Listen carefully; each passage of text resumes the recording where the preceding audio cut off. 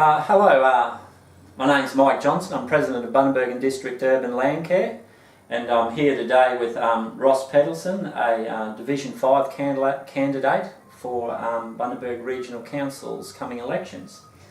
Ross, thank you for taking the time to discuss the local environment with us. Thank you for coming today. It's great to see a candidate showing some interest in the environment. It's an area that's often forgotten. So thank you for that. My pleasure. However, as this is a Landcare Environmental Forum on Bundaberg and surrounds, we're going to get straight to the issue by asking Ross, what do you see as our biggest environmental challenges both locally and globally? We see development as a good thing. We want to share this local beautiful area with people.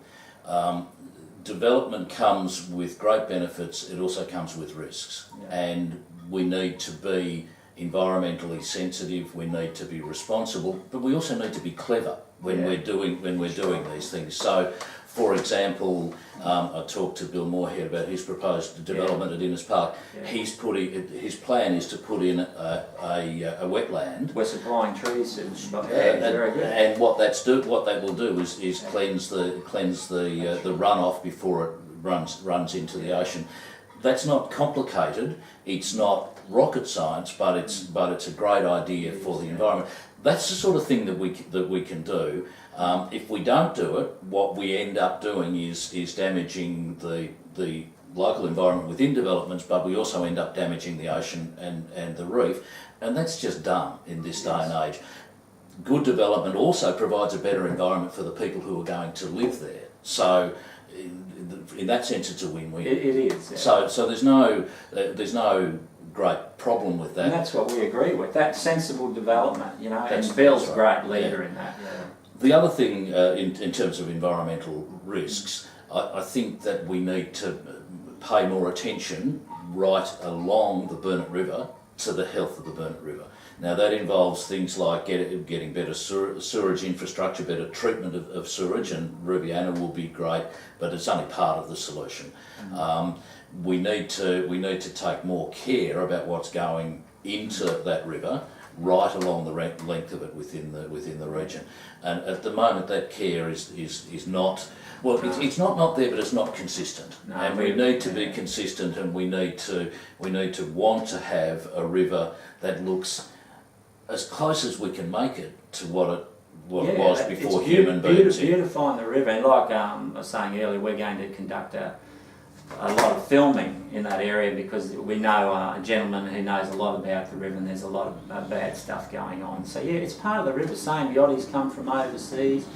It's the whole picture of how we present, isn't it? Yeah, and look, beautification is one thing. Yeah. The first thing you want is a healthy river. Your first thing you want is a river that is running good, clear water. And people want to fish. There'll be more fish. There'll be more crabs. There'll be more of everything that people want if you have a healthy river. That involves the water that's in the river, but it also involves the areas that feed into it, and that's something that needs to be looked at right back up the system. And we realise some of this. Obviously, we've got many government departments, that we've been talking to the same. We've got outflows going through Barol and Reserve here, but I realise it's not simple. But like we always say to council, you've got to start somewhere. If we can all start doing creeks or fixing things like that up. And like I said, no matter whether it's a two-edged sword. You get beautification, but you're holding the banks with trees. You're also stopping erosion. It's the big picture of silting up or going out to the reef. And the other thing, Mike, I think is that in the long term, when you do these things and people see how well they work, you start to create a change in attitude in the whole community. Yeah, and that awareness, it's happening all around the world. That awareness actually makes positive changes. Simply because people's expectations are different. People's expectations are that they want to see a good environment. People's expectations are that development should be done sensitively. Yeah. When those expectations exist, then good things happen. Yeah, and that's exactly what we're we're all about cooperation and working, but it's just getting a starting point. It's like a gentleman down south says, if you want to start planting today's trees, do it now. It actually should have started 20 years ago, and it's true. it takes 20 years for some of these to become carbon sink and produce good quantities of oxygen. So yeah, that's what we're into. It's about creating, we see this beautiful town, but it just could be so much better. Okay, Ross, what we might jump to now is people will be familiar with our, we have a questionnaire that we've got online, and we've sent out to many councillors and prospective councillors.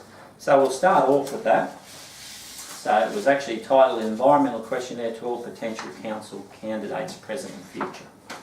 So we'll just run through these, and we know that all you guys aren't experts in all these things. Just like I'm not an expert in business and all these things, but generally, we've given you some briefing information and that, so you can answer it as well as you can. So we've got, will you support, the first question, will you support changing the designated use of the area known as Smith's Crossing from a park and recreational area, that's just a simple designation from the Department of Environment, over to an environmental nature reserve to reflect the true value of the biodiversity. Now all that involves, Ross, is a name change, a bit of paperwork that council agrees, because we've been working for 13 years there to save all that beautiful endangered rainforest from cat's claw creeper. We believe there should be boardwalks along above the flood line, and it was also the crossing for the old Cobhamco coaches, first highway north, great historical value, environmental. So to me it's a bit of a no-brainer. There's a bit of a parkland there, we just want that boarded off, that's the area for the park, and make all the rest lovely trails for the people to walk through, experience. I know Mel Foreman actually gave that general blessing many years ago. What's your thoughts on that, Rob? I see. I've been there a number of times and enjoyed it every time. I see Smith's Crossing as a great opportunity. Yeah. That with proper management and a continuation of the work that you and volunteers have been doing for a number of years to get introduced species, and especially cat's claw out of there, it is a great opportunity to have an area that people can go to and enjoy, but also you're starting to bring back the pre-European vegetation and give people a chance to have some understanding of what it was like before. It's never going to be completely natural because it's been 200 years, but if you can give people some understanding of what it was like before European settlement, that's part of that process I was talking about of changing attitude. That's right. And that's great. In terms of the specific management, I'd need to have a look into that, but certainly having an area which is a nature reserve is a no-brainer. Really, it's not complicated. It's not difficult. Yeah. You need to have the management structure set up. Yeah, council has that. Yeah. That's not a problem. Yeah, no, it's pretty well shouldn't affect anyone. Everyone generally seems to. So thank you for that, Ross. The next one now we've got, will you support the area known as Queen's Park coming under the management of the Council Natural Areas team to support the preservation of heritage trees and promote succession plantings? Now, again, this is pre-white settlement. Some of these trees are incredibly rare, could be up to 400 years old. Trees are very hard to tell, they all don't grow, they don't keep growing bigger and bigger. Some of them stop 30 centimetres, they can be 400 years old. But what we believe has happened now, I've met with Michael Johnston, the Parks and Gardens manager, and we walked through there only the other day. But there are lots of things happening where roots of all these bigger trees are being hit with slashes, poisons being put around them, they have stress from the floods. So we're losing all our big heritage trees that are 100 years old, and there's no succession planting. So they die, they cut them down, and on it goes, and we're ending up with all these, and this is very rare dry rainforest here. It's some of the best, well, to have it right in town is amazing. And also it used to be, for the old hospital, it used to be where they used to relax and take the patients down there. It used to be called, well, the old gardens, and that's what I know it as. But to me, there's a lot of areas since the flood, there's a lot of areas there that are just, again, big open mown areas. Generally the people hang around in the middle. And we think we could, you'll bring more bird life and that to the area, and also help seed the areas up with when you've got some of these other areas re-vegged out on the boundaries there. But we'll go into more detail, but generally we think it should be under natural areas because it is such an important area, and maybe with them managing it, maybe with Parks and Gardens input on as well. Any thoughts on that? Yeah, again, this is an area that's an opportunity. It's an opportunity to show people what things were like. Queen's Park is unusual because it has a lot of pressure from development on the verges of it, and you mentioned the hospital, and that's the obvious one. The hospital is desperate for more space. They've just built a new facility for the medical school. There is pressure on the verge of it. What that means is that there needs to be a line drawn, and beyond that line, it has to be protected. Now, you're really talking about a mixture of parks and gardens and natural heritage. That's, to me, appropriate, but you need to. The attitude from parks and gardens need to be that it's not going to have amenity if it doesn't have those trees. It is possible to have a park that people use that actually has those natural values, and that's an attitude change that needs to happen. It's not difficult, it's not complicated, it's easy to understand, but it needs to happen. So first thing, protect it at the edges, because there is pressure. And the second thing is a sensible mix of management between those two areas. That's right, yeah. We're actually working in the Burnett Reserve. There are job active teams in the base hospital, and they've been fantastic supporting us. And that area is under the Department of Environment, and it abuts it. So basically all those animals at the present and birds, that's like a natural area, and they've been really supportive. And generally it seems it's not going to expand anything outside that fence area there, and that's what we're talking with them. So a lot of it now, the boundaries are set, and even behind the Marta Hospital down there's large open areas with bad erosion. So it's great possibilities again, right in the heart of town. It's a real opportunity, and as attitudes change, people will understand those opportunities. And it is about education too. Yeah. Sure. Thank you, Ross, on that one. Now, we've got here, will you support the upgrading of Helm Scrub area and Childers? Now, we must be mindful, everyone, that although a lot of these questions are relative to Bundaberg, these councillors are considered responsible for decisions all over Bundaberg, and we haven't forgotten areas of Ginge and Childers. As I've talked to Wayne Honour and that, there's some great opportunities out in those areas. But now the area of Helm Scrub, this used to be rare Araucaria forest, all the hoop pines and that, the great Isis scrub. Now what we're saying out there is a lady called Sabine Helms was her name. She was basically like Vera Scarf Johnson out at Coonar. She was a woman, a botanist ahead of her time, sent a lot of rare specimens back to the Danish Museum. You know, these people were leaders before their time, took lots of botanic notes, but at the moment you wouldn't know it's abutting a dump and a quarry, and you wouldn't even know where the entrance are, and there's still some rare plants in there. So we think, again, for Childers and all those people over Childers who are off. Okay, so discussing garbage as a power source for landfill. First of all, and also I've got other increased costs on this question of councils using a super dump for toxic substances. Now, first of all, the first one where Sweden uses, I think they supply power to about 200,000 people over there. They don't have landfill, it's not allowed over there, and they actually import garbage for actually fuel. It's got to be high temperature, it's got to be clean emissions. Again, to me, with the dumps filling up, what do you think of that idea, Ross? Look, in principle, it's a great idea. You're right that some of the older plants, which weren't high temperature, actually were putting out very nasty gas emissions. That would not be okay. This is something which would cost a lot of money. It would be and that money would need to be borrowed. Yeah. So the economics of it would need to be worked out very carefully. Yeah. It would be an investment for the future, not just environmentally but also economically. But any investment needs to be well costed. Oh. What I can say is that the related issue of green waste going into landfill, that is not complicated. It really isn't complicated. At present, council does not want residents to put their green waste in their household bin, but there's no financial penalty if you do. They do want you to take your green waste to the dump where it will be placed separately, mulched and used, but they'll charge you quite a lot per visit to do that. The financial incentive is to do the wrong thing. Yeah. There is a financial disincentive to do the right thing.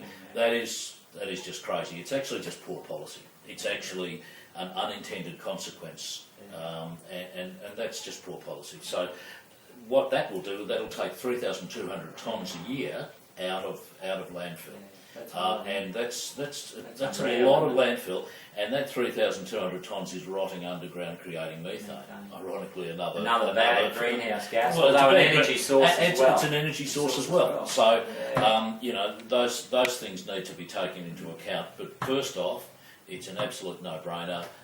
If you do the right thing, what also will happen is that like at the moment we're talking about people with their ute and their trailer. But if people don't have utes and trailers, and I've spoken to a lot of older people who would put a tarp in the boot of the car and throw a few palm fronds in and go down and dump them, but they'll be charged the same amount, $10, the same amount as if they had a ute or a trailer, so they won't do it. No. If it's free, people are more likely to do that with small amounts, and so everybody can join in. Everybody can do the right thing. People want to do the right thing. There is just a financial disincentive. The other thing that happens is that because there is a financial cost, people will pull up on the roadside, or they'll go to a quiet area and they'll chuck their rubbish in the dump, including stuff which leads to the possibility of the invasion of natural areas by escaped garden species. It's a problem. It happens at North Innes Park. It happens on the old railway reserve at the northern end of Bargara, and all sorts of areas. And there will always be people who do the wrong thing. But at the moment, there is a financial incentive to do the wrong thing. That needs to be removed. No, I think we fully support that, and like you say, it's just good policy. It's just good policy, isn't it? Really, That's right. Yeah. Okay, now we're on the last one. Now this is actually big. These are not necessarily in order of importance, although the first two certainly probably are. Will you support installation of gross pollution traps on all major drain networks as a priority, and immediately have these applied to all development applications? Now again, you'll see on our links. I just can't encourage people enough to go and look at those links. We know they aren't cheap things, but to me is the one day a year where everyone can feel good to pick up all the rubbish that's been flown for 364 other days a year isn't, it might be a feel-good experience, but it's just appalling for our river and environment and our ocean. So I think Cairns earlier got something like I don't know if it's 60 or 90, but obviously they're classed as, again, the top of the reef. But to me, it's a very important issue, the amount of stuff we're pouring into the river and oceans, Ross. There have been so many images of marine creatures killed by, something as simple as a ring pull from a can, or the little plastic ring around the neck of a plastic bottle. It's absolutely clear that we have a responsibility to keep that gross rubbish out of the waterways. There's two things I'd say. One is absolutely we need those traps. If that is done, and then the gold standard would be traps which actually empty themselves. They are very expensive. If we don't go there, but we want to put traps in, then the council is taking on a maintenance task, and it's an important maintenance task, because you can't allow these things to build up, because in a flood or even a big rain event like a big storm, what you do is you create a dam, and then you create a problem for residents. So it needs to be clear that if we're putting in non-self-cleaning traps, which are the most common ones, and it's certainly what happens in Cairns, then there is a maintenance task for council, and that maintenance task needs to be taken on board and costed. And this is like where it goes down. I mean, you don't want to burden people with like environmental levies. Like I think someone were doing that, where they put that money aside and buy new environmental areas and that. But this is it. It's a beautiful part of the world here, and how many people, I don't know, you know yourself. Every time we go to the beach, we pick up rubbish. We take a bag. You see people, Queen's Park. I don't know what this town look like without all these great people, many senior people who pick up rubbish every single day. And the other thing, Mike, is that that sort of program is also part of the education piece and the change in attitude that's that true. we were talking about right at the start of this conversation. That is something that in the end, the solution is for people to be sensible and sensitive and proud of their environment and prepared to do the right thing. That's a long-term project. It's a generational thing, but it's all part of the same idea. It's also part of the same policy thrust. And like I say, we realise all these things are based on money, but it's like you say, you spend money to make money. You just need to be clear about your costs. If you want to do this, let's be clear that you either use the very expensive ones, or B, take on a maintenance task and make sure that maintenance task is funded and will be carried out efficiently. Yeah, so the things like that. Yeah, that's right. It's just common sense.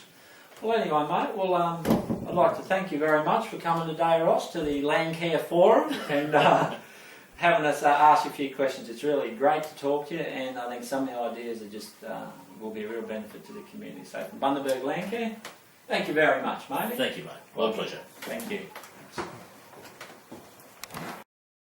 Okay. Hello, Ross.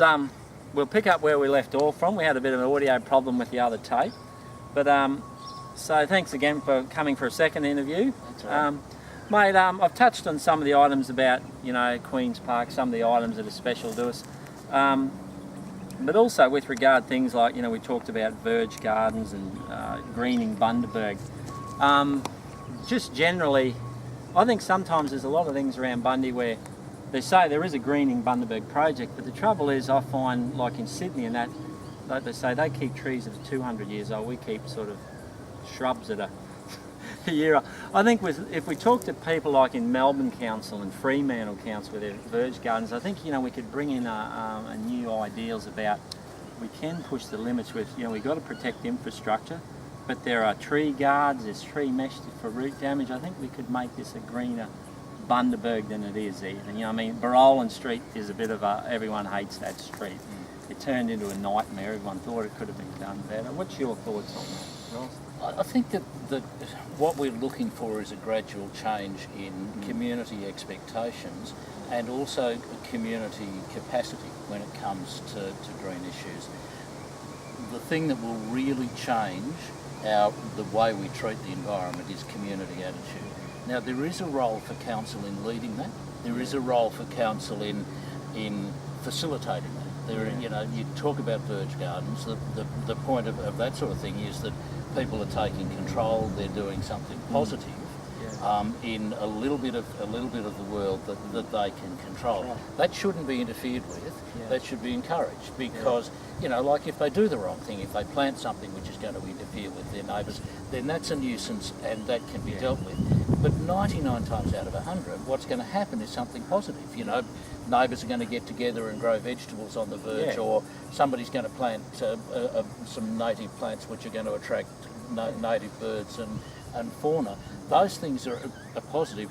They're also part of a change in community attitude, and that's what's important. That change in community attitude can be A, fostered, and B, tolerated by council, and that is something which will make a long-term difference. We grow the community. There's a bit of a lack. Everything these days is fractured and nobody knows anybody else anymore in the street like we used to when I was a kid. So and that's how we see it. And as well, cool shade. It's only getting hotter in summer, isn't it?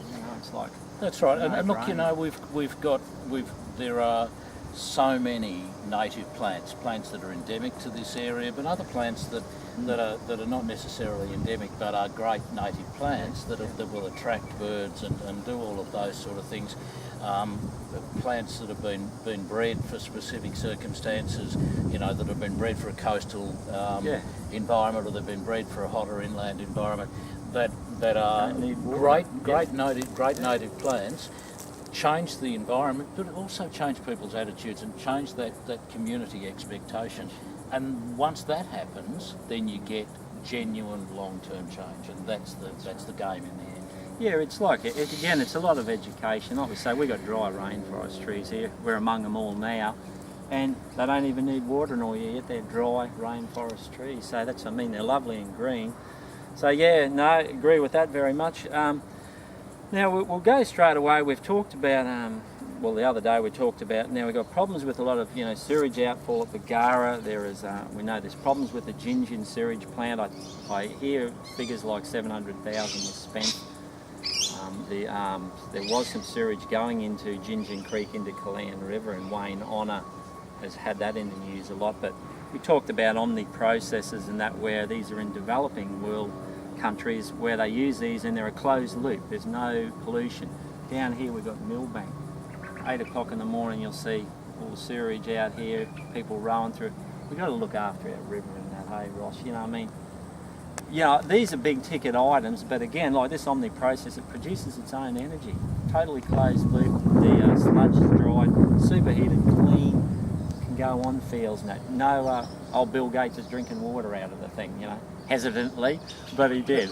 It's a big issue, but for our coast and everything, you think, There's real money involved in these things, but there's real money involved in installing more old-fashioned technology as well. So the bottom line is that if you're going to spend money, get the best technology that you can, and don't just get the best technology for now. Get the best technology that's going to last 10 or 20 years. That's going to be good for the environment for that longer period of time. And as you say, that technology is available. It's a matter of thinking outside the square. It's a matter of getting the best advice, getting the best technology, and having a long-term plan. And one of my things is that I don't think at the moment there's a vision. I don't think that because having a vision allows you to plan long-term and strategically, and that actually enables you in turn to spend your money better. Yeah. And these sort of things, I'm not going to pontificate about omni processes because I really don't know enough about the technology. But anything which is forward-looking, anything which is the newest technology, anything which is good for the environment, then if we're going to spend money anyway, let's spend it on the things that are the best technology that's available. That's a no-brainer. It's not a matter of we know this technology so we're going to use it. It's a matter of what is the best technology. Let's push hard for that. Yeah. At least entertain the ideas. I hear that it is a good standard, the one at Rubiana, but there's lots of things about the costing. Well, again, until you get in and people get in and have a look. But no, I don't know enough to pontificate about that, but I do know that when we do anything like this, we should be searching the world for the best available technology. And that should be the technology of not yesterday, not even today, but the technology of so much good stuff. Well, this was designed in America by some engineers out of Africa and that, but there's great technology in Sweden. We talked about, Sweden doesn't have landfill at all. Their high temperature, totally clean emissions come from burning garbage, and they actually import garbage from other things. So these are big things as well, but again, there's some great ideas, particularly in Europe. They've got very high standards, and I think we look too much in Australia sometimes, and sometimes just America, but there's some good stuff in Europe. We need to be aiming for the best standards that we can, and again, that's about looking to the future. It's about not playing catch up, but actually running with the crest of the wave of this technology and actually looking to the future. That's not, it's a bit scary sometimes for some people, but the fact is that it's out there, that it's available. There are people in Australia who'll tell you all about it, Let's look to the future. Yeah, that's exactly right. No, we do have to, and the thing is, seeing they've got small countries and they haven't got endless things to dig big holes in, they've had to come to this. So that's the beauty of us. We don't have to destroy our countryside now. We can do it. Still have a beautiful country. Absolutely. Probably one of the last one, mate. We'll sort of skim through it. Pollution traps. This is a big one. Kill this thing, right? Yeah, Ross. One of the things that is very close to my heart is pollution traps. I think I hear Cairns has something like about 60 or something pollution traps. I know they're on the top end of the barrier reef, but here, mate, it's appalling, the river, and it's no good having clean-up days once a year when we're pouring garbage in from everywhere. It's an insult, I think, to people. I know they can be big money. We got some links on that questionnaire. What are your thoughts on it, mate? Well, I think we do have a responsibility not to be pouring rubbish into the sea. You know, there's this argument that because we don't have extensive reefs and lots of pretty fish, that it's not as important. Of course it's important. You know, it's always important to not be polluting our environment. Off our coast here we have bommies that have beautiful coral and lovely fish. We have seagrass meadows that are important to dugongs and turtles. Our ocean is every bit as worth protecting as Cairns or anywhere else. That's right. The thing with the gross pollution traps is either you go for the Rolls Royce, which you can get self-cleaning ones, or you take on a maintenance task. And you need to be very clear that then there is a maintenance task, that council staff will have to clean them out regularly, especially before storm season, because if they haven't been cleaned in storm season, they then become a dam, and you'll flood people. And that is so. That's definitely not a reason not to do it. It's a reason to do it properly. And understand that there is a maintenance task when you do it. But I believe that the expense and the maintenance task, and it'll have to be over time. You won't be able to do everything straight away. But certainly in new developments and certainly in very sensitive areas, the gross pollution traps are an absolute no-brainer. They need to be done properly, and they will need to be maintained. Otherwise, they become a problem in other areas. And this is like I say, there's a bit of worry about everyone thinking restructuring the council or whatever. There's plenty of work out there for all the workers. It just needs to be rejigged and like our priorities moved a bit of things. Isn't it? Not maybe putting flowers in roundabouts, maybe emptying those pollution traps, things look, like that. Look, all of that. People say it's too expensive. You can't do it. All of that is a matter of priorities. Yeah. All of that is a matter of what the first things you spend your money on, and it's a matter of making sure that you have a long-term plan and you understand what's important. And to me, this is one of those things that is important, and it needs to be given some priority. And when it is, what you do is you see a practical result straight away. And that's what people want to see. They want to see a practical result straight away. And you're right, Clean Up Australia is a great idea, but it's generally one day a year. That pollution is washing out to sea all the time. Plastic bags are washing out to sea and being eaten by turtles. All of those things are happening all the time. There's little bits of plastic right through our oceans. All the microplastic. It's not okay. It's and scary. We're not going to solve it in Bundaberg, but we shouldn't be contributing. No, we need. That's we don't just put up the shutters here, and like I say, we got 140 people added to the planet every minute. It's no use thinking closing down the shop and going, okay, that's the outside world. We're a part of it, hey. And in the end, the slogan that I like is let's be part of the solution, not part of the problem. That's right. It's you've got to do that your little simple. bit, eh? Everyone's got to do a little bit to be a solution and a part of the solution and not part of the problem. Well, the amount of people we see, we know when we're here walking through, picking up older people, pensioners. Down at Bagara, you'd know that down, in its part. They got a lot of pride, and all they're doing, every time we go to the beach, we pick up rubbish. So, I think a lot of people would support these ideas because they're passionate about it. Door knocking, I've met lots of people who tell me that's what they do. When they take the dog for a walk, they bring home a bag of garbage, because they find something, they pick it up. They see a word, they pull it out. What you're really doing is enhancing and enabling that community pride that already exists in people, and showing that council is able to match the community pride of so many great citizens. Yeah, leading. That's like I say, they're there, but this is where council need to lead and show that this is good. I mean, a lot of this isn't money. It's just like saying this is how we feel, and bringing them along. That's right. And look, Landcare's a perfect example. Good things are done for the environment through the efforts of volunteers and citizens actually doing stuff with good leadership, good resources, and a bit of help. It's not rocket science. No, exactly right. Well, anyway, thanks very much for coming along again. And Ross was the first interviewee, but we had some problems. So thank you very much, Ross, and all the best for the election. It's my pleasure. All the best. Thank you, mate.